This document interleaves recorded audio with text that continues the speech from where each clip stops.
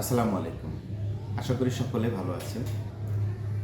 ইতিহাস, ঐতিহ্য এবং ইতিহাসের পাতা খুললেই বিভিন্ন স্বৈরশাসকদের গল্প জানা যায় এবং এই ইতিহাসের পাতা থেকে এই প্রজন্ম এবং পরবর্তী প্রজন্ম এবার আগের প্রজন্ম জানতে পেরেছে যে স্বৈরশাসক কেমন ছিল।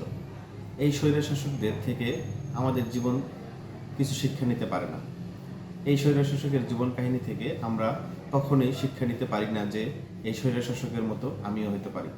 স্বৈরশাসকরা কখনোই মানুষের জীবন মান নিয়ে কখনোই চিন্তা করেনি। তারা শুধু চিন্তা করেছে ইতিহাসের পাতায় আমি কিভাবে আমাকে অবস্থান করাচ্ছি। তারা চিন্তা করেছে সাম্রাজ্য বিস্তার লাভের জন্য।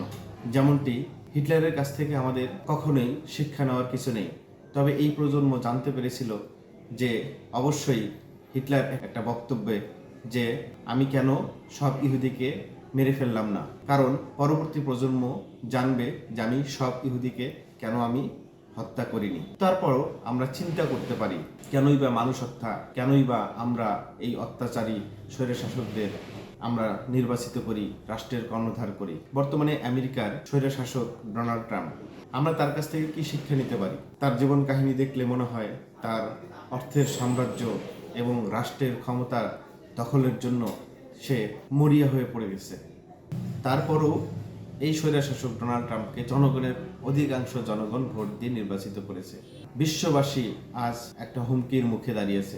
আমরা ইতিহাসের পাতায় অনেক স্বৈরশাসক দেখেছি, তাদের কিছু নীতি, তাদের কিছু নৈতিকতা ছিল, যদিও আমরা এই নীতি আমাদের জীবনে কখনোই কাজে আসবে না। তবে ইতিহাসের সবথেকে রহস্যময় এবং ক্ষমতাধর একজন ব্যক্তি ছিলেন এবং স্বৈরশাসক ছিলেন, তার নাম চেঙ্গিস খান।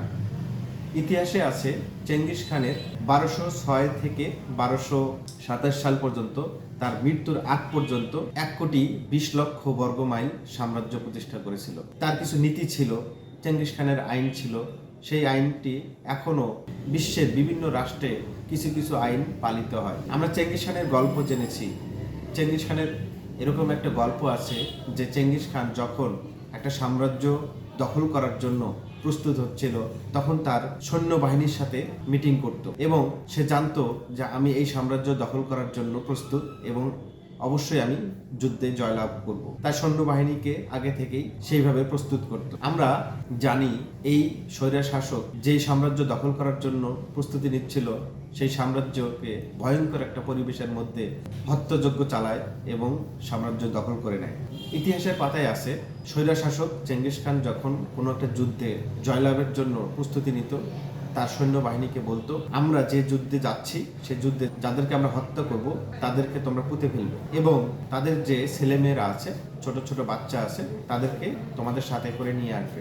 চেঙ্গিস খানের সৈন্যবাহিনী যুদ্ধে জয়লাভ করার পর যাদেরকে হত্যা করত তাদের ছেলে মেয়েদেরকে সাথে করে নিয়ে আসে এবং তাদের সকাল সন্ধ্যা সবসময় বলতো যে কিছু মুখোশধারী সৈন্য সকাল সন্ধ্যা বাচ্চাদের এসে কানে কানে বলতো যে আমরা চেঙ্গিস খানের সৈন্য, আমরা চেঙ্গিস খানের জন্য জীবন পর্যন্ত দিতে প্রস্তুত। তখন সেই বাচ্চারা এই কথাগুলো শুনতে শুনতেই বড় হয় এবং তাদের ব্রেনে একটা মেসেজ চলে যায় যে আমরা চেঙ্গিস খানের সৈন্যবাহিনী এবং চেঙ্গিস খানের জন্য আমরা জীবন পর্যন্ত দিতে প্রস্তুত। অথচ তারা জানতো চেঙ্গিস খান তাদের বাবা মার হত্যাকারী। এখান থেকে আমরা একটা বিষয় শিক্ষা নিতে পারি যে আমাদের ব্রেন ভালো মন্দ যা কিছুই আমরা দিতে প্রস্তুত থাকি না কেন, আমাদের ব্রেন সেটাকেই গ্রহণ করে। চেঙ্গিস খান যখন সকাল সন্ধ্যা তাদের সৈন্য দ্বারা এই বাচ্চাদের কানে কানে বলতো যে আমরা চেঙ্গিস খানের সৈন্য এবং চেঙ্গিস খানের জন্য জীবন দিতে প্রস্তুত, তখন ব্রেন ওটাকেই পজিটিভভাবে নিত। যদিও সেই বাচ্চারা জানতো চেঙ্গিস খান তাদের পিতামাতার হত্যাকারী। কিছু স্বৈরশাসক ইতিহাস দেখলে সেই স্বৈরশাসকের কাছ থেকেও কিছু শিক্ষা নেতিবাচকভাবে নিতে পারি এবং সেটাকে সঠিকভাবে কাজে লাগাতে পারি।